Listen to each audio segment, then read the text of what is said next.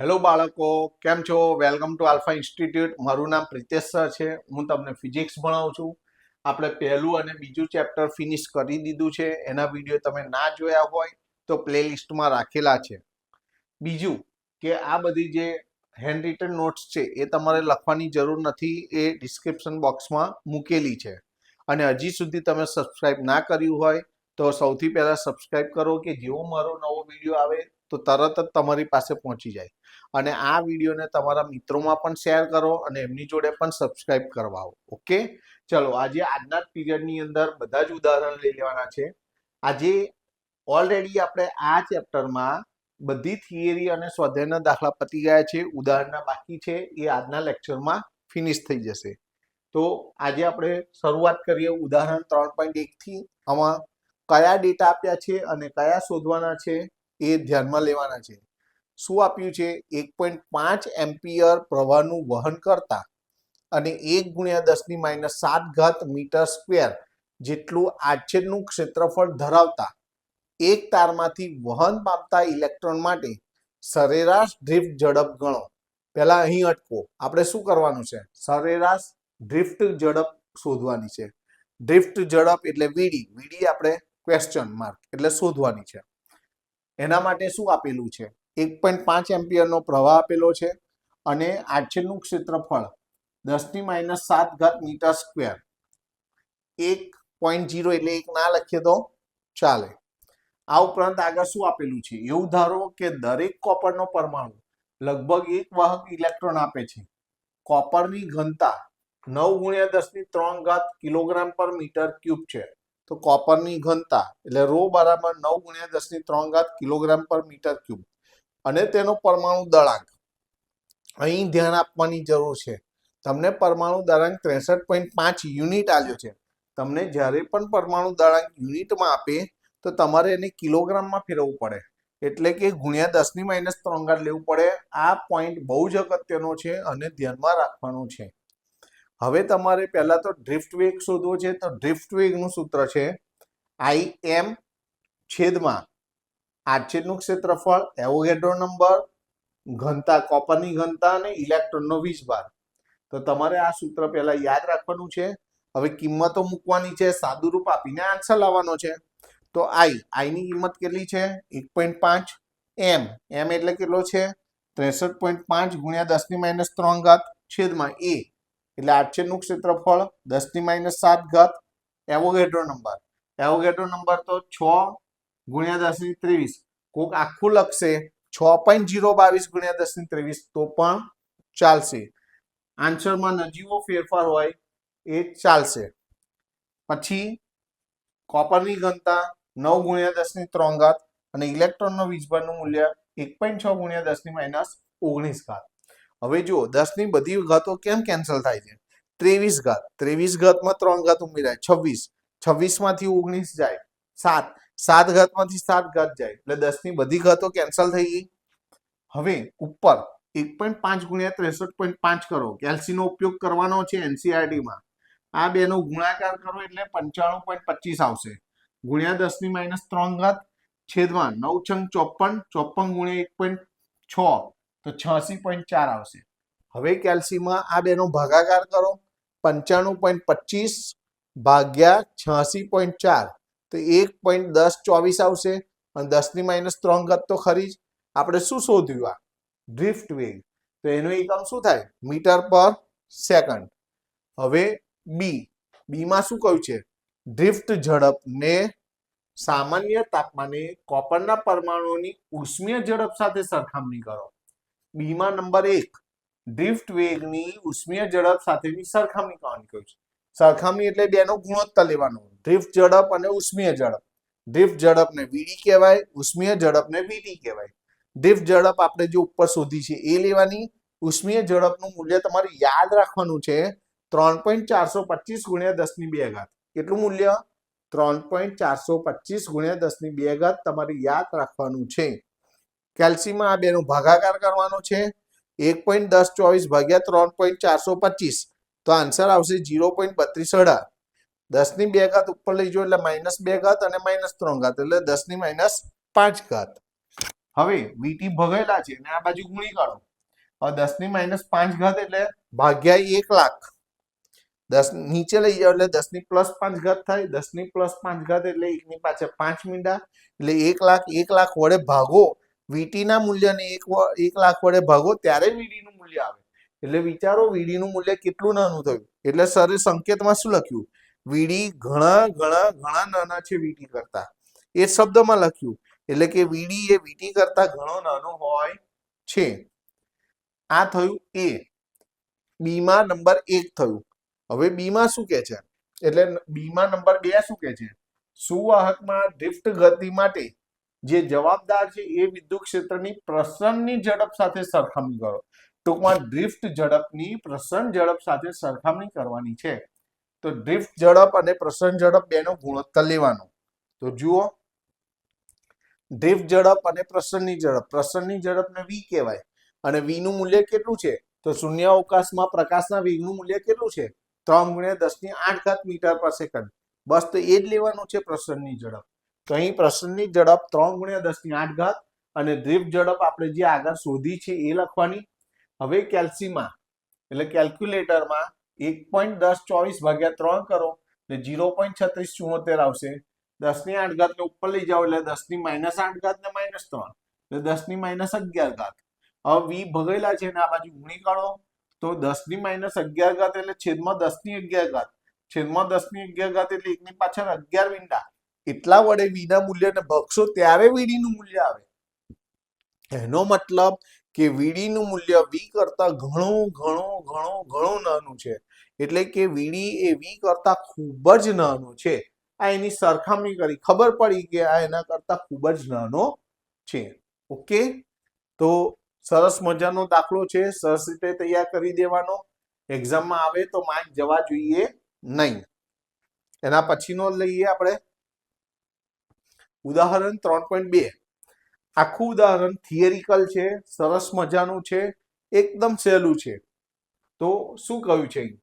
ઇલેક્ટ્રોનની ડ્રિફ્ટ ઝડપ કેટલાક એમ્પિયરના ગાળામાં પ્રવાહો માટે કેટલાક મિલીમીટર પર સેકન્ડ જેટલી હોય છે. તો પરિપથને બંધ કરીએ તો લગભગ તક્ષણ જ પ્રવાહનું નિર્માણ કેવી રીતે થાય છે? હવે સાંભળજો, તક્ષણ એટલે જે તે સમય પૂરતો, કાયમી નહીં, ક્ષણ પૂરતો. તક્ષણનો મતલબ ક્ષણ પૂરતો, બહુ જ થોડાક સમય પૂરતો.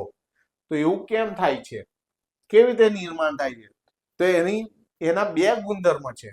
ઇલેક્ટ્રોનની ડ્રિફ્ટ ઝડપ હંમેશા અસ્તવ્યસ્ત હોય છે અને ઘણી અથડામણો અનુભવતી હોય છે. ફરીવાર, ઇલેક્ટ્રોનની ડ્રિફ્ટ ઝડપ અસ્તવ્યસ્ત હોય છે અને આ ઉપરાંત એ ઘણી અથડામણો અનુભવે છે. પરિણામે તેને વાહકના એક છેડેથી બીજા છેડે તે પહોંચે એની રાહ જોવાની જરૂર નથી, કારણ કે ના પણ પહોંચે. બરાબર છે? એટલે વિદ્યુત ક્ષેત્રને કારણે જે તે સમયે ડ્રિફ્ટ ઝડપ ઉદ્ભવે છે એને જ તે સમયનો તક્ષણ પ્રવાહ માની લેવામાં આવે છે. કારણ કે એ સમય સુધી ના પહોંચે, પણ જેટલો આગળ વધે એટલું ઇલેક્ટ્રોનનું વહન તો થઈ ગયું ને, એટલે એટલા ટાઈમ પૂરતો એટલો પ્રવાહ તો કહેવાય ને. એટલે એને તક્ષણ પ્રવાહ માનવામાં આવે છે. ચલો બી માં શું કે છે? ઇલેક્ટ્રોન ડ્રિફ્ટ એ વાહકમાં પ્રવર્તતા વિદ્યુત ક્ષેત્રને કારણે અનુભવતા બળને કારણે ઉદ્ભવે છે.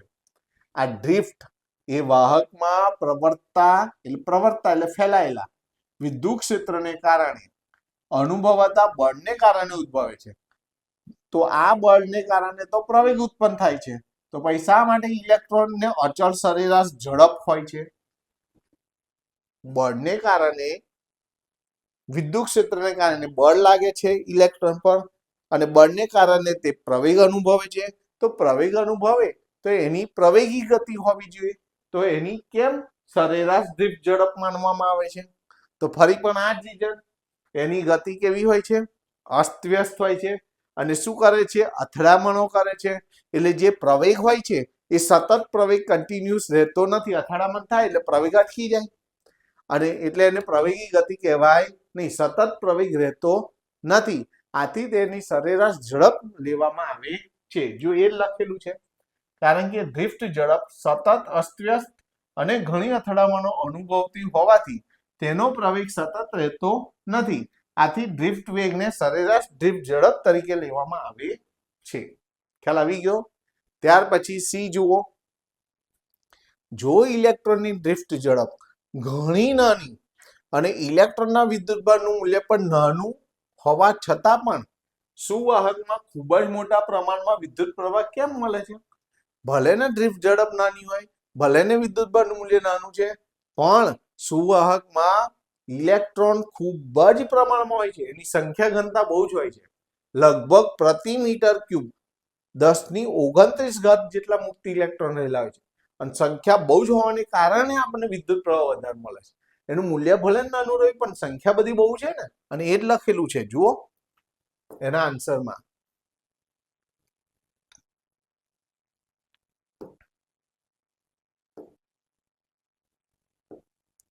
જો સુવાહકમાં લગભગ 10⁻29 પ્રતિ મીટર ક્યુબ મુક્ત ઇલેક્ટ્રોન આવેલા હોય છે.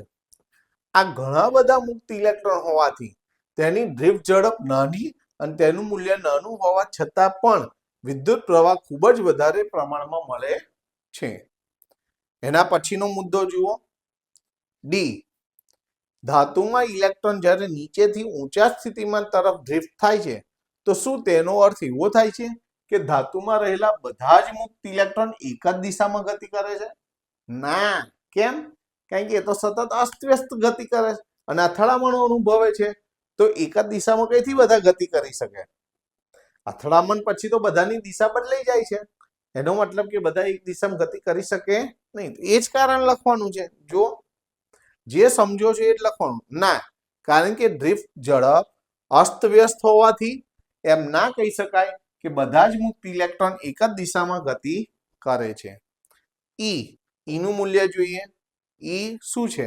શું બે ક્રમિક અથડામણ વચ્ચે ઇલેક્ટ્રોનનો પથ એટલે માર્ગ વિદ્યુત ક્ષેત્રની ગેરહાજરીમાં અને વિદ્યુત ક્ષેત્રની હાજરીમાં શું સુરેખ હશે?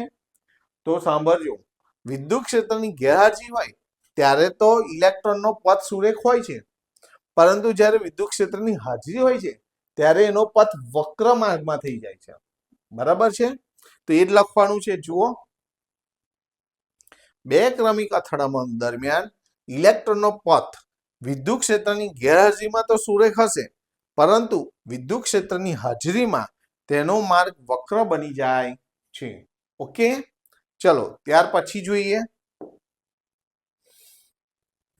એક ઇલેક્ટ્રિક ટોસ્ટરમાં ગરમ કરવા માટે નિક્રોમ તારનો ઉપયોગ થાય છે. જ્યારે તેમાંથી અવગણ્ય પ્રવાહ પસાર કરવામાં આવે છે ત્યારે ઓરડાના તાપમાને, પહેલું તાપમાન આપ્યું એટલે T1 27 ડિગ્રી સેલ્સિયસ તાપમાન, તેનો અવરોધ 75.3 ઓહ્મ જેટલો મળે છે. એટલે પહેલો અવરોધ આવ્યો R1 75.3. જ્યારે ટોસ્ટરને 230 વોલ્ટના ઉદ્ગમ સાથે જોડવામાં આવે છે ત્યારે અમુક સેકન્ડ બાદ તેનું પ્રવાહનું મૂલ્ય 2.68 જેટલું સ્થાયી બને છે. વોલ્ટેજ અને પ્રવાહ આપ્યો, અને જ્યારે વોલ્ટેજ અને પ્રવાહ આપે ને એટલે તરત તમારે અવરોધ શોધી કાઢવાનો. આ બંનેનો ગુણોત્તરથી અવરોધ મળે. કયા નંબરનો? એક તો પહેલો તો અવરોધ આપેલો છે, તો જે હવે અવરોધ મળે એ બીજા નંબરનો કહેવાય. 230 ને 2.68 વડે ભાગો એટલે 85.82 ઓહ્મ મળે. આગળ આપણે શું કરવું છે? તો નિક્રોમના તારનું સ્થાયી તાપમાન કેટલું હશે? નિક્રોમના તારનું તાપમાન T2 આપણે શોધવાનું છે, અને એના માટે તાપમાન ગુણાંક, અવરોધનો તાપમાન ગુણાંક નું મૂલ્ય 1.70 × 10⁻⁴. જો આલ્ફાનું મૂલ્ય 1.70 × 10⁻⁴ ડિગ્રી સેલ્સિયસ ઇન્વર્સ આપેલું છે. તો પહેલા તો આપણે આ સૂત્ર લેવાનું છે. સૂત્ર યાદ રાખવાનું છે. આલ્ફા બરાબર R2 - R1 છેદમાં R1 કૌંસમાં T2 - T1. ઉપર અવરોધોની બાદબાકી, નીચે તાપમાનોની બાદબાકી, અને જે અવરોધ ઉપર બાદ થયેલો છે એ તમારે ભાગવાનો છે. આલ્ફા બરાબર R2 - R1 છેદમાં R1 કૌંસમાં T2 - T1. કિંમત હવે સાંભળો, આપણે T2 શોધવાના છે, તો T2 વાળા પદને આ બાજુ લાવો, આલ્ફાને નીચે ભાગી કાઢો. હવે કિંમત મૂકો. T2 તો શોધવાના છે. T1 ની કિંમત 27 છે.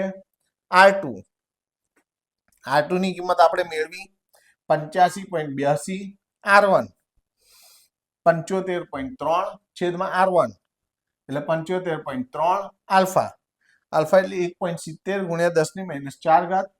પહેલા કેલ્સીમાં આ બેની બાદબાકી કરો 85.82 માંથી 75.3 માઇનસ કરો એટલે આન્સર આવશે 10.52 75.3 ગુણ્યા 1.70 છેદમાં કરો આ બેનો ગુણાકાર આવશે 128.01 10 ની -4 ઘાત છે અને ઉપર લઈ જાઓ તો 10 ની +4 ઘાત થશે હવે આ બેનો ભાગાકાર કરો 10.52 ને 128.01 વડે ભાગો એટલે 0.08218 આવશે અને 10 ની 4 ઘાત તો ખરા જ જો આ 4 ઘાત ને કાઢવી હોય તો 4 પોઈન્ટ જમણી બાજુ ખસી જાઓ 1 2 3 4 તો 821.8 10 ની 4 ઘાત નીકળી ગઈ -27 ને પેલી બાજુ લઈ જાઓ +27 અમાર 27 ઉમેરી દો એટલે 848.8 ડિગ્રી સેલ્સિયસ તો આ શું થયું નિક્રોમના તારનું જે માગેલા નિક્રોમના તારનું તાપમાન છે લખવું હોય તો લખી લેવાય જે માંગેલ નિક્રોમના તારનું તાપમાન છે ઓકે ચલો ત્યાર પછીનો દાખલો જોઈએ આપણે ઉદાહરણ 3.4 પ્લેટિનમ અવરોધ ધરાવતા થર્મોમીટરમાં રહેલા પ્લેટિનમ તારનો અવરોધ બરફના તાપમાને બરફનું તાપમાન એટલે 0 ડિગ્રી સેલ્સિયસ 0 ડિગ્રી સેલ્સિયસ તાપમાને અવરોધ એટલે R0 5 ઓહ્મ નીચે તાપમાન બતાવ્યું છે બરફના તાપમાને એટલે 0 ડિગ્રી સેલ્સિયસ તાપમાને અવરોધ કેટલો આલ્યો છે 5 અને વરાળના તાપમાને વરાળ ક્યારે થાય પાણી ઉકળે ત્યારે પાણી ક્યારે ઉકળે 100 ડિગ્રી તો 100 ડિગ્રી તાપમાને અવરોધ 5.23 100 ડિગ્રી તાપમાને અવરોધ 5.23 છે થર્મોમીટરને હોટ બાથમાં ડુબાડીએ હોટ બાથનું તાપમાન નથી ખબર તો ટી તાપમાન માનવાનું ત્યારનો અવરોધ કેટલો છે 5.795 તો ટી તાપમાને અવરોધ 5.795 છે તો બાથનું તાપમાન જે આપણે ટી ધાર્યું છે ટી શોધવાનું છે હવે આ ટી નું સૂત્ર છે ટી બરાબર RT - R0 છેદમાં R100 - R0 ગુણ્યા 100 સૂત્ર છે સૂત્ર તમારે તૈયાર કરવાનું છે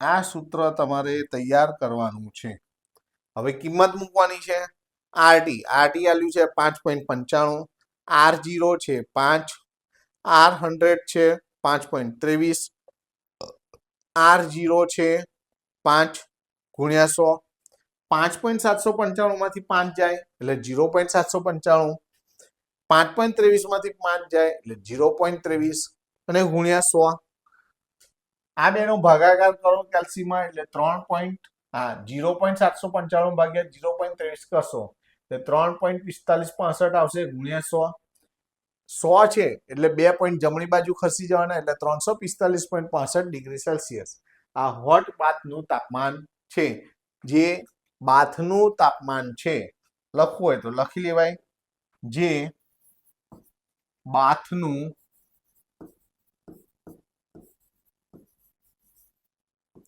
તાપમાન છે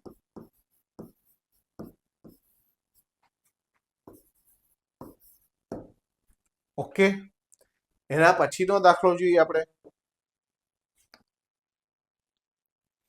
અગત્યનો દાખલો છે એક્ઝામ માટે આઈએમપી તૈયાર રાખવાનો છે બોર્ડમાં પૂછાયો છે દરેક તારનો અવરોધ 1 ઓહ્મ એવા 12 અવરોધોથી સમઘન નેટવર્કના વિકર્ણના સમસમયના બિંદુઓ આ સમસમયના બિંદુઓ છે એની સાથે પરિપથ જોડેલો છે એટલે બેટરી જોડેલી છે બેટરીનો વોલ્ટેજ 10 વોલ્ટ આપેલો છે દરેક અહીં જુઓ દરેક અવરોધ કેટલો છે 1 ઓહ્મ હમણાં આપણે R લઈ લઈશું પછી R ની કિંમત 1 ઓહ્મ મૂકી દઈશું આપણે તો અત્યારે અવરોધની જગ્યાએ આપણે R લખી દીધું છે બરાબર છે દરેક 1 ઓહ્મ એવા 12 અવરોધોમાંથી સમઘન નેટવર્કના વિકર્ણના સમસમયના બિંદુઓ સામે આવેલા શિરોબિંદુઓ વચ્ચે અવગણી શકાય એવા આંતરિક અવરોધ ધરાવતી 10 વોલ્ટની બેટરી જોડેલ છે બે વસ્તુ શોધવાની નેટવર્કનો સમતુલ્ય અવરોધ અને સમઘનની દરેક ભુજામાંથી પસાર થતો પ્રવાહ.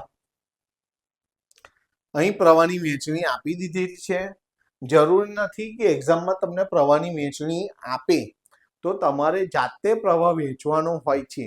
આકૃતિ આપશે પણ પ્રવાહ વહેંચ્યા વગરનો આપશે તો તમારે પ્રવાહ વહેંચવાનો છે. કેવી રીતે વહેંચવાનો? બેટરીના ધન છેડામાંથી ધારો કે 3i જેટલો પ્રવાહ હોય છે. કેમ 3i લીધો? અહીંથી 3 શાખા ઉદ્ભવે છે. તો એક i અહીં ગયો, એક i અહીં વહેંચ્યો અને એક i અહીં વહેંચ્યો. i આગળ જશે એટલે i/2 i/2, i આગળ જશે તો અહીં i/2 i/2, i આગળ જશે i/2 i/2. અહીં i માંથી બે ભાગ પડ્યા. હવે i/2 i/2 ભેગા થશે. સાંભળો, i/2 i/2 ભેગા થાય i થયો, i/2 i/2 ભેગા થાય i થયો, i/2 i/2 ભેગા થાય i થયો. i ને i 3i ભેગા થયા અને ઋણ માર્ગે પાછો આવે છે. આ પ્રવાહ તમને ના આપેલો હોય તો તમારે પહેલા વહેંચવો પડશે. ફરી સમજવું હોય તો વિડીયોને થોડું રિવર્સ કરીને ફરીથી સમજજો. પ્રવાહ ના આપ્યો હોય તો તમારે વહેંચવો પડશે. બરાબર છે? ઘણા કેસમાં એવું થયું કે તમે દાખલો તૈયાર કર્યો પણ પ્રવાહની વહેંચણી નથી જોઈ અને એક્ઝામમાં પ્રવાહની વહેંચણી નથી આપી તો દાખલો આવડતો હોવા છતાં પણ વહેંચણી તમે ખોટી કરશો, દાખલો પણ ખોટો પડશે. બરાબર? હવે બંધ પરિપથ લીધો a b c c dash e a. જોઈ લો, a b c c dash e a. જરૂરી નથી કે તમારે પણ આ જ બંધ પરિપથ લેવું. કોઈ આ લે a e dash d dash c dash e a તો પણ આ જ જવાબ આવશે. કોઈ વચ્ચેથી લે, આમ અહીંથી આમ કરીને આમ લે બંધ પરિપથ, તમે કોઈ પણ બંધ પરિપથ લેશો છેલ્લે આન્સર તો એક સરખો જ આવે, પણ આ વધારે સહેલો પડશે. જુઓ, અહીં આગળ કિર્ચોફનો નિયમ તમને ખબર છે. પ્રવાહની દિશા અને મુસાફરીની દિશા સમાન હોય તો IR નું મૂલ્ય ઋણ લેવાનું અને પ્રવાહની દિશા ને મુસાફરીની દિશા વિરુદ્ધ હોય તો પ્રવાહનું મૂલ્ય ધન લેવાનું. તો અહીં આગળ જુઓ, અહીંથી a થી ચાલુ કરીએ છીએ. પ્રવાહની દિશા અને મુસાફરીની દિશા સમાન છે એટલે IR નું મૂલ્ય ઋણ લેવાનું. અહીં પણ પ્રવાહની મુસાફરીની દિશા સમાન છે એટલે આ બંનેનો ગુણાકાર ઋણ લેવાનો, માઇનસ i/2r. પ્રવાહનું મૂલ્ય અને મુસાફરીની દિશા સમાન છે એટલે IR નું મૂલ્ય ઋણ લેવાનું. અહીંથી આયા કયા છેડા પર જઈએ છે? ધન છેડા પર એટલે +10 = 0. -1IR ને -1IR એટલે -2IR અને -અડધો IR એટલે -2.5IR. -2.5 એટલે 5/2 IR અને +10 ને પેલી બાજુ લઈ ગયા -10. બંને બાજુ માઇનસ માઇનસ કેન્સલ થઈ ગયા.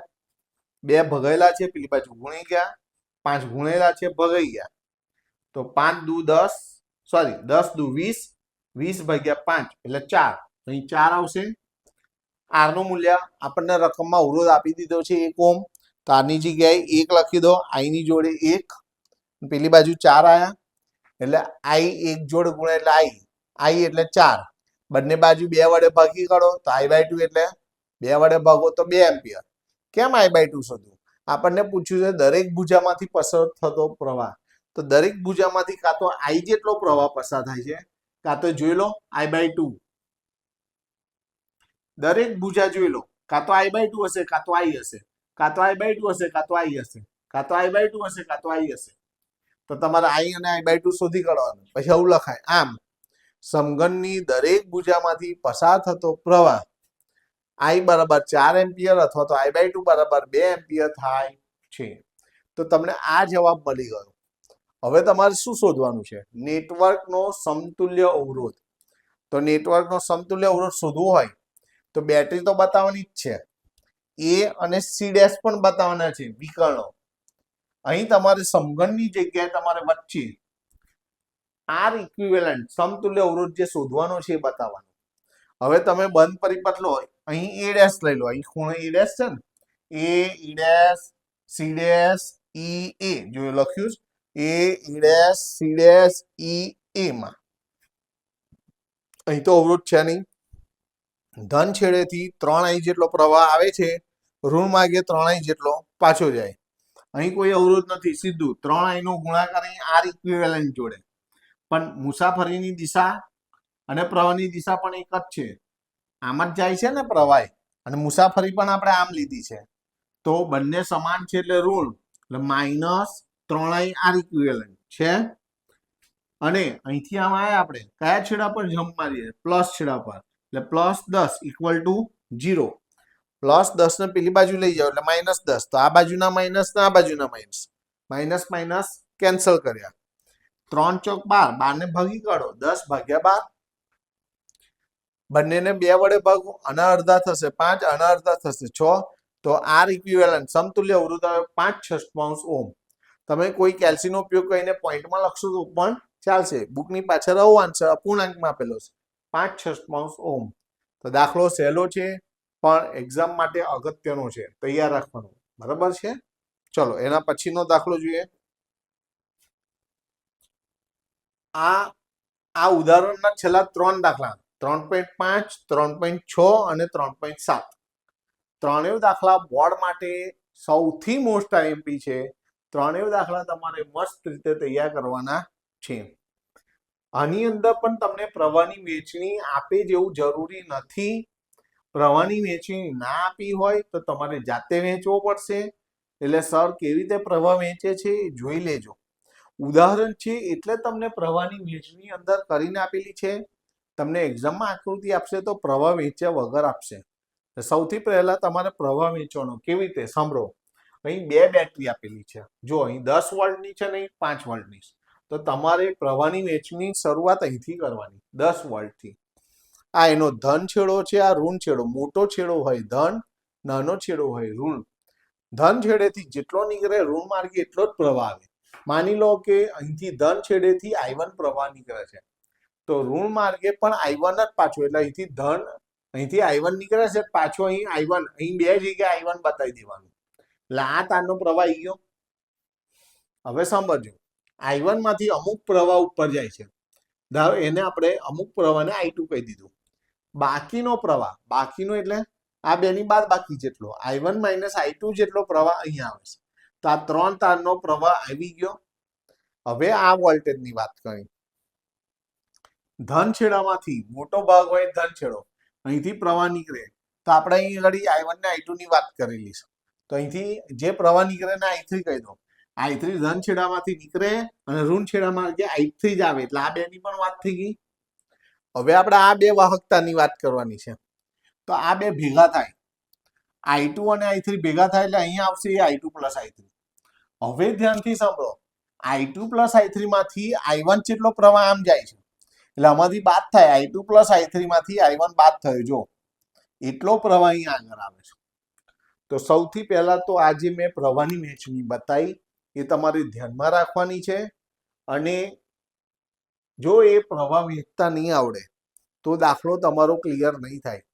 એક્ઝામમાં જો પ્રવાહની વહેંચણી નહીં આપી હોય અને તમે આ નહીં ધ્યાનમાં લીધું હોય તો દાખલો આવડતો હોવા છતાં પણ તમારે છોડી દેવો પડશે. કારણ કે તમે વહેંચણી નહીં બતાવો અને દાખલો ધારો કે ગોખ્યો હશે તો પણ સર નહીં સ્વીકારે કે ભાઈ અહીં દર્શાવ્યું નથી તો તમે આ કેવી રીતે લીધું, તો એ માન્ય ગણાય નહીં. એટલે તમારે કમ્પલસરી પ્રવાહની વહેંચણી કરવી પડે. અથવા જો તમે આ ગોખો છો તો જોડે જોડે તમારે આ પણ ગોખવું પડે. ઓકે, સારું. હવે બંધ પરિપથ ABCA, અહીં 3 બંધ પરિપથ છે. ઉપરનો ત્રિકોણ ABCA, નીચેનો ત્રિકોણ ACDA અને આ ત્રિકોણ AEDCB. હા, A ને અહીંથી B થી BEDCB. ઉપરનો ત્રિકોણ, નીચેનો ત્રિકોણ, સાઈડ વાળો ત્રિકોણ. 3 બંધ પરિપથમાંથી આપણને 3 સમીકરણ મળશે. 3 સમીકરણ પાછા 3 ચલમાં મળશે. દરેકમાં I1, I2 અને I3. સમીકરણને ક્યારે ઉકેલી શકાય? 2 ચલમાં હોય તો કઈ રીતે ઉકેલી શકાય? તો 10મા ધોરણમાં આપણે લોપની રીત ને આદેશની રીત ભણી ગયા છે ને, દ્વિચલ સુરેખ સમીકરણ 3જા નંબરનું ચેપ્ટર. બસ એ જ રીતનો અહીં ઉપયોગ કરવાનો છે. તો જુઓ કેવી રીતે કરીએ છીએ. પહેલા આપણે ઉપરનો બંધ પરિપથ લઈએ, આપણે ABCA લખ્યું છે. બંધ પરિપથ ABCA માં ચલો કિર્ચોફનો નિયમ મુસાફરીની દિશા અને પ્રવાહની દિશા સમાન એટલે ઋણ, તો આ -4i2 આ બેનો ગુણાકાર માઇનસ, અહીંથી મુસાફરીની દિશા અને પ્રવાહની દિશા સેમ સરખી સમાન તો ઋણ, આ બેનો ગુણાકાર ઋણ 2 કૌંસમાં i2 + i3 પણ ઋણ લેવાનું, અહીંથી 1i1 પણ મુસાફરીની દિશા અને પ્રવાહની દિશા સેમ સમાન તો ઋણ આવે એટલે -1i1, કયા છેડા પર જમ્પ મારીએ છીએ પ્લસ છેડા પર એટલે +10 = 0, કૌંસ છોડી કાઢો, -4i2 તો ખરા જ, -2 ને અંદર ગુણી કાઢો, -2i2 -2i3 -i1 +10 = 0. ચલો ક્રમમાં લખીએ, પહેલા શું કરીએ સાંભળો, અહીં i1 i2 i3 માંથી i1 જોડે સહગુણક નથી તો એને કરતા બનાવવો સહેલો પડશે. તમારે શું કરવાનું, કોઈ એક ચલને કરતા બનાવી દેવાનું, છૂટો પાડવાનો, એની કિંમત નક્કી કરવાની અને એની કિંમત બાકીના બે સમીકરણમાં મૂકવાની, એટલે બાકીના બે સમીકરણ બે ચલમાં મળશે. અહીં 3 ચલ છે ને, એટલે જો અહીં i1 ને હું પેલી બાજુ લઈ ગયો, અહીં શું થયું, -4i2 -2i2 -6i2 -2i3 -i1 તો એ બાજુ ગયો +10 અને સમીકરણ 1 આપી દો. હવે આની કિંમત આપણે બાકીના બે સમીકરણમાં મૂકવાની, કેવી રીતે સમજાવું છું. હવે બીજો બંધ પરિપથ લો, ACDA લખ્યું છે, ACDA માં પ્રવાહની, ચાલો મુસાફરીની દિશા આમ ને પ્રવાહની દિશા આમ, પહેલા તો અહીંથી જુઓ કયા છેડા પર જમ્પ મારીએ, ઋણ તો -10 લખ્યું છે, અહીંથી મુસાફરી આમ છે પ્રવાહ આમ છે એટલે પ્લસ લેવાનું, +1i1 છે, અહીંથી મુસાફરી અને પ્રવાહની દિશા સમાન એટલે -2 જોડે આ -2 જોડે i2 + i3 - i1, અને અહીંથી આમ મુસાફરી આમ છે પ્રવાહ આમ છે વિરુદ્ધ છે એટલે +4 જોડે i1 - i2, કૌંસ છોડી કાઢો તો -10 + i1 તો એવા ને એવા, -2 ને અંદર ગુણો, -2i2 -2i3 અને +2i1, જો આ 3 પદ લખેલા +2i1, પછી 4 ને અંદર ગુણી કાઢો, 4i1 અને અહીં ગુણે એટલે -4i2 = 0. હવે શું કરીએ, ક્રમમાં લખો, પહેલા i1 વાળા પદો, એક વાર ને બે વાર, 3 વાર, 3 ને 4 વાર એટલે 7 વાર i1, i2 કેટલી વાર, -2 વાર, -4 વાર, -6 વાર, i3 વાળું એક જ પદ છે -2i3 અને -10 ને પેલી બાજુ લઈ ગયા +10. હવે તમારે સમીકરણ 1 માંથી i1 ની કિંમત મૂકવાની છે, કેવી રીતે, 7i1 છે તો i1 ની કિંમત મૂકીને અંદર 7 ને ગુણવા, એના કરતા i1 ની કિંમત જોડે 7 વડે ગુણીને જ લઈએ, અહીં બધાને 7 વડે ગુણીને જ લખીએ એટલે સીધી 7i1 ની કિંમત થઈ જાય. તો i1 ની કિંમત જો 7 વડે ગુણો અને 7 વડે ગુણો એટલે 7 × 42 -42i2, જુઓ 7 વડે ગુણો 7 × 2 = 14i3 લખ્યા છે, 7 વડે ગુણો તો 7 × 70 લખ્યા છે, અને ત્યાર પછી -6i2 ને -2i3 તો એવા ને એવા =10.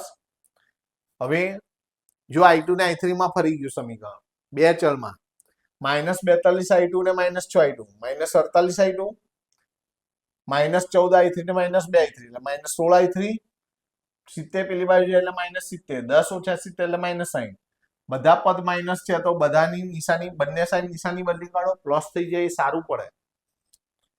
હવે બધાને 4 વડે ભાગી શકાય છે તો ઇક્વેશન નાનું બનશે તો તમને ઉકેલવામાં સહેલું પડશે. દરેકને 4 વડે ભાગી કાઢો તો અહીં 12 ચોક 48 એટલે 12 આવશે, અને 16 વડે ભાગો, 16 ને 4 વડે ભાગો એટલે 4 આવશે, 60 ને 4 વડે ભાગો તો 15 આવશે. બે ચલમાં સમીકરણ મળ્યું અને સમીકરણ 2. એવી જ રીતે ત્રીજું સમીકરણ અહીંથી આ બંધ પરિપથમાં કયું, BEDCB છે, BEDCB માં ચલો અહીંથી, અહીં તો કોઈ અવરોધ નથી, સીધું ઋણ છેડા ઉપર જપ મારીએ એટલે -5 થયું, અહીંયા કોઈ અવરોધ નથી. હવે અહીં મુસાફરીની દિશા આમ ને પ્રવાહની દિશા આમ વિરુદ્ધ છે એટલે +2 જોડે આ છે, +2 જોડે i2 + i3 - i1, અહીં મુસાફરીની દિશા અને પ્રવાહની દિશા વિરુદ્ધ છે એટલે +2 જોડે i2 + i3 = 0. -5 તો એવા ને એવા, બે ને અંદર ગુણી કાઢો, 2i2 2i3 - 2i1 2 ને અંદર ગુણી કરો 2i2 + 2i3. હવે ક્રમમાં લખો -2i1 i2 વાળા કયા છે 2i2 ને 2i2 4i2 2i3 ને 2i3 4i3 -5 ને પેલી બાજુ લઈ જાઓ +5 સમીકરણ 1 માંથી i1 ની કિંમત મૂકો પછી -2i1 છે તો i1 ના બધા પદને -2 વડે ગુણીને લખો એટલે આની કિંમત આવી ગઈ -2 વડે ગુણો એટલે +12i2 -2 વડે ગુણો એટલે +4i3 -2 વડે ગુણો એટલે -20 પછીના બે પદો એવા ને એવા = 5. હવે ક્રમમાં ગોઠવો 12 વાર i2 ને 4 વાર i2 એટલે 16 વાર i2 4i3 ને 4i3 એટલે 8i3 -20 પેલી બાજુ એટલે +20 20 ને 5 25 અને સમીકરણ 3 સમીકરણ 2 ને અને 3 ને લોપની રીતે ઉકેલો જેમ 10મા ધોરણમાં x અને y ચલમાં બે સમીકરણ આવતા હતા ને તમે લોપની રીતે x અને y ઉકેલતા હતા એવું આને પણ ઉકેલવાના છે પણ લોપની રીતનો નિયમ શું હતો કાં તો i2 ની આગળના સહગુણક સરખા હોવા જોઈએ કાં તો i3 ની આગળના તો i3 ની આગળના સરખા કરવા સહેલા પડશે કેવી રીતે તો અહીં 8 છે તો અહીં 8 કરવા હોય તો 2 વડે ગુણી કાઢો બધા અહીં 2 વડે ગુણો એટલે 24 અહીં 2 વડે ગુણો એટલે 8 અને અહીં 30 જો 24 8 અને 30 એવું સરે લખ્યું છે 24 8 અને 30 અને સમીકરણ 3 તો જે હતું એવું ને એવું લખી કાઢ્યું બંને સમાન ચિહ્નો છે એટલે બાદબાકી કરો તો નીચેના સમીકરણના ચિહ્નો ઉલટાઈ જાય +8i3 -8i3 જતા રહે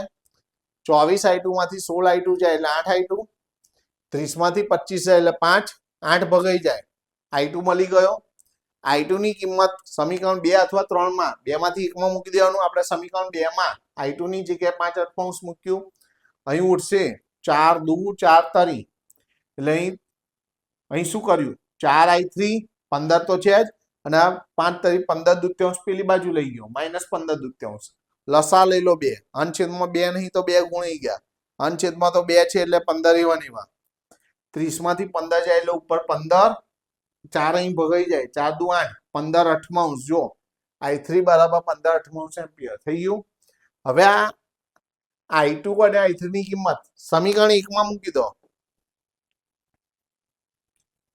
i2 ને i3 ની કિંમત સમીકરણ 1 માં મૂકશો એટલે શું મળશે i1 જો તો મળે છે કે નહીં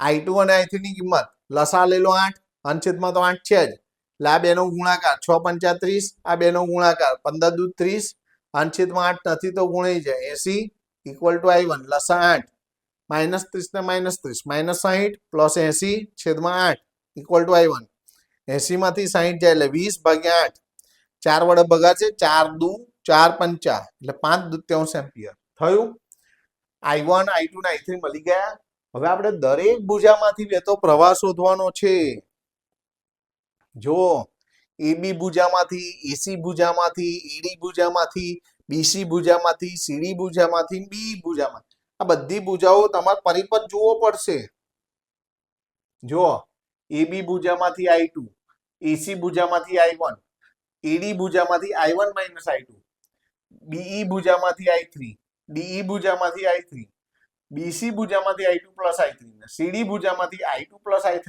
- i1 અને બધી અહીંથી જોઈ જોઈને કિંમતો ત્યાં મૂકવી પડશે તો i1 ની કિંમત શોધી છે i2 અને i1 ની કિંમત શોધેલી છે ભુજા AD માંથી વહેતો પ્રવાહ i1 - i2 તો પેલા i1 ની કિંમત મૂકવાની પછી i2 ની કિંમત મૂકવાની લસા લેવાનો લસા 8 આના છેદમાં 8 લાવવો હોય તો 4 વડે ગુણવા પડે તો ઉપર પણ 4 વડે ગુણો 4 5 20 અને નીચે તો 8 છે એટલે 5 એવા ને એવા 20 માંથી 5 જાય એટલે 15 છેદમાં 8 એમ્પિયર એવી રીતે BC માંથી વહેતો પ્રવાહ આગળ જોજો i2 + i3 i2 ની કિંમત i3 ની કિંમત મૂકવાની છેદ સરખા છે એટલે એકવાર 5 + 15 એટલે 20 ભાગ્યા 8 4 વડે ભગાશે 4 દુ 4 5 એટલે 5 દૂત્યાંશ એમ્પિયર CD ભુજામાંથી વહેતો પ્રવાહ આગળ પરિપથમાં જોજો એટલે i2 + i3 - i1 છે i2 ની કિંમત લખો i3 ની કિંમત લખો હવે સાંભળો i2 + i3 ઉપર શોધ્યા i2 + i3 ની કિંમત 5 દૂત્યાંશ લખી -i1 ની 5 દૂત્યાંશ છે બે ઉડી ગયા એટલે 0 એમ્પિયર એટલે BE અને ED ભુજામાંથી વહેતો પ્રવાહ i3 છે i3 આપણે આગળ શોધેલો છે 5 અઠવાંશ એમ્પિયર ઓકે એવી રીતે આ દાખલો પણ ખૂબ જ અગત્યનો છે વિસ્ટન બ્રિજ આની અંદર તમને પરિપથ આપેલો છે આમાં પણ પ્રવાહ વહેંચ્યો ના હોય તો આપણે વહેંચવાનો છે કે ધન છેડામાંથી આઈ પ્રવાહ જાય છે, આઈ માંથી બે વહેંચાય છે, I1 I2, એમાંથી આઈજી પ્રવાહ અહીં જાય છે, તો I1 માઇનસ આઈજી જેટલો પછી બાકીનો અહીં આવે.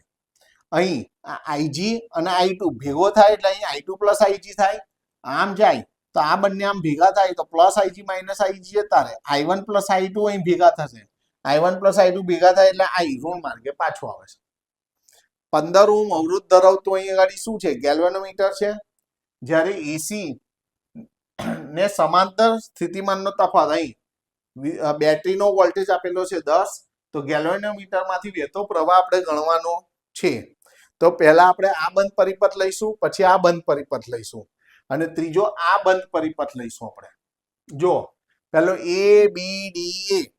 ABDA તો અહીં મુસાફરીની દિશા અને પ્રવાહની દિશા સમાન એટલે ઋણ -100 I1 છે.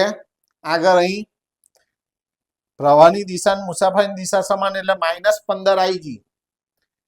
પ્રવાહની દિશા અને મુસાફરી આમ છે, પ્રવાહ આમ છે, વિરુદ્ધ છે એટલે પ્લસ 60 I2 ઇક્વલ ટુ 0. બધાને 5 વડે ભગાય છે, 5 વડે ભાગવું એટલે 20 આવશે, 5 વડે ભાગવું એટલે 3 આવશે, 5 વડે ભાગવું એટલે 12 આવશે. અને આપણે સમીકરણ નંબર 1 કહી દો. હવે બીજો આલો BCDB, એમાં પ્રવાહની અને મુસાફરીની દિશા સમાન છે એટલે ઋણ -10 I1 માઇનસ આઈજી. પ્રવાહની અને મુસાફરી આમ છે, પ્રવાહ આમ છે, વિરુદ્ધ છે એટલે પ્લસ 5 જોડે I2 પ્લસ આઈજી. અહીં આમ તો મુસાફરીને પ્રવાહ વિરુદ્ધ છે એટલે પ્લસ 15 IG થયું ઇઝ ઇક્વલ ટુ 0. કૌંસ છોડી કાઢો, -10 I1 plus 10 IG plus 5 I2 plus 5 IG 15 IG, -10 I1 પછી I2 વાળા લખો 5 I2, IG કેટલા છે 10 ને 5 15 ને 15 30 IG ઇઝ ઇક્વલ ટુ 0. બધાને 5 વડે ભગાય છે, સમીકરણ નાનું બનાવો, દરેકને 5 વડે ભાગો તો -2 થઈ જાય, 5 વડે ભાગો એટલે 1 I2, 5 વડે ભાગો એટલે 6 IG ઇઝ ઇક્વલ ટુ 0. આમાંથી જો I2 નો સહગુણક નથી તો I2 ને કરતા બનાવો, સહેલું પડશે. તો આ બંને પદોને પેલી બાજુ લઈ જાઓ, -2 I1 પેલી બાજુ જાય એટલે પ્લસ I1, પ્લસ 6 IG ને પેલી બાજુ લઈ જાઓ -6 IG, એને સમીકરણ 2 કહી દો. કેમની ખબર પડે? સાંભળો, તમારે IG શોધવાનો છે, તો IG સિવાય જે I1 કે I2 છે એમાંથી કોઈ એકને કરતા બનાવવાનું, કોઈ એક સમીકરણમાં. તમે આ સમીકરણમાં બનાવો તો જાય, પણ બધામાં સહગુણક હતા. IG સિવાય I1 કે I2 ને કરતા બનાવવાનો કોઈ પણ સમીકરણમાંથી. તમે આ સમીકરણમાં સહેલું પડ્યું તો આમાંથી કરતા બનાવ્યો, એની કિંમત સાંભળજો, આની કિંમત આપણે બંનેમાં મૂકી દઈશું, આ બંને સમીકરણમાં. જો કેવું કરીએ છે, પેલા I2 ની કિંમત મળી. હવે ત્રીજો બંધ પરિપથ લઈએ, ADCEA. જો ADCEA માં અહીંથી મુસાફરીને પ્રવાહ સમાન એટલે -60 I2 -5 I2 પ્લસ IG. અહીં કોઈ અવરોધ નથી, કયા છેડા પર જમ્પ મારીએ છે પ્લસ, એટલે +10 ઇક્વલ ટુ 0.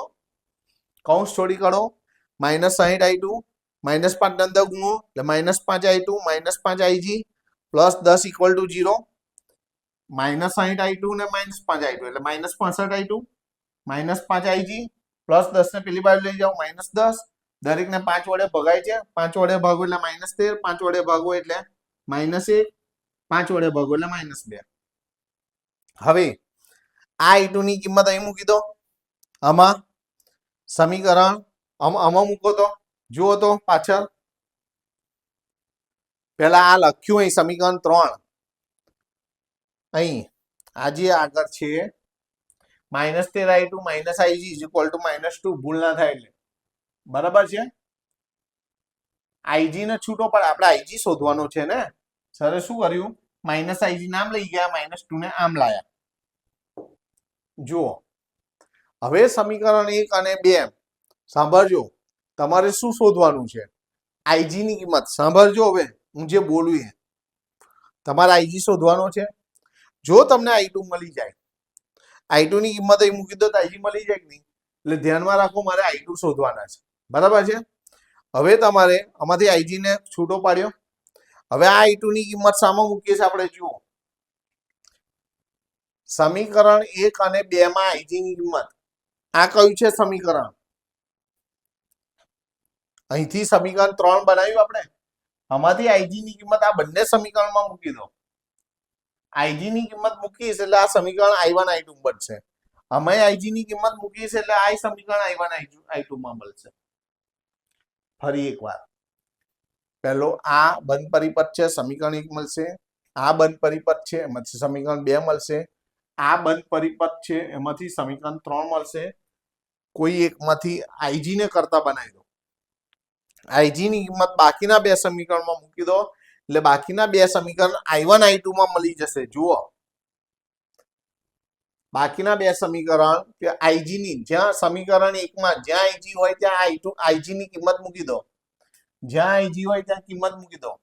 કૌંસ છોડી કાઢો, અંદર ગુણી કાઢો. -20 I1 -3 ને અંદર ગુણી કાઢો બે જોડે. અને આ તો ખરું જ, ક્રમમાં ગોઠવો. -20 I1, I2 કેટલા થશે? 39 ને 12 51 I2, -6 નામ લઈ જાઓ. એવી રીતે અહીંયા સમીકરણ 3 માં, સમીકરણ 1 માં, એવી રીતે સમીકરણ 2 માં મૂકો. સમીકરણ 2 માં IG ની જગ્યાએ કિંમત મૂકો, કૌંસ છોડી કાઢો, ક્રમમાં ગોઠવો. તો બધું એક બાજુ લઈ, નંબર આ બાજુ લઈ દો. 2 I1, 78 I2 નામ લઈ દો. આ 78 I2 અને I2 નામ લાવો એટલે -I2. 78 માંથી એક I2 જાય એટલે 77 I2, -12 નામ લઈ દીધા. એટલે આ બે સમીકરણ I1 I2 મળી ગયા. પણ આપણો નિયમ શું છે? લૂપની રીતે ઉકેલો હોય તો કાં તો I1 ની આગળ સરખા કરવો પડે, કાં તો I2 ની આગળ. તો અહીં I1 ની આગળ કેટલા છે? 2. અહીં I1 ની આગળ કેટલા છે? 20. તો અહીં 20 લાવવા હોય તો બધાને 10 વડે ગુણી કાઢો. જો મેં 10 વડે ગુણી કાઢ્યા તો બંનેમાં I1 ની આગળ સરખા થઈ ગયા. કેમ એવું કર્યું I1 ને? I1 ના સરખા કરીશ એટલે I1 કેન્સલ થશે, એમાંથી I2 મળશે. અને I2 ની કિંમત સાંભળજો, I2 ની કિંમત અહીં મૂકી દઈશ, IG મળી જાય. ખબર પડી? એટલે અહીંયા ગાડી હવે આ બે સમીકરણને લૂપની રીતે ઉકેલીએ. અહીં બંને વિરુદ્ધ નિશાની છે એટલે સરવાળો જ લેવાનું. સીધું આ તો બે કેન્સલ થઈ ગયા. 51 I2 માં 770 I2 એડ થાય, 821 I2. 6 + 120 126, 821 વડે ભાગી કાઢો તો I2 બરાબર 126 ભાગ્યા 821. તો 2 ને ભાગશો એટલે 0.15 એમ્પિયર આવ્યો.